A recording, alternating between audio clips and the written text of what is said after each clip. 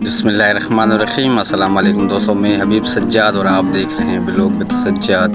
दोस्तों उम्मीद करता हूँ खैरियत से होंगे, जहाँ रहें खुश रहें, आबाद रहें। दोस्तों आप अगर मेरे चैनल पर नए हैं तो सब्सक्राइब, लाइक और शेयर ज़रूर कर दें ताकि मेरी हर आने वाली वीडियो आप तक पहुँच जाए।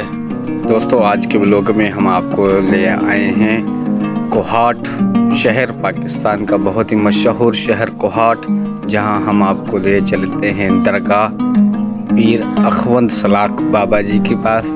तो चलते हैं वीडियो की तरफ। उम्मीद करता हूँ वीडियो आपको बहुत पसंद आएगी।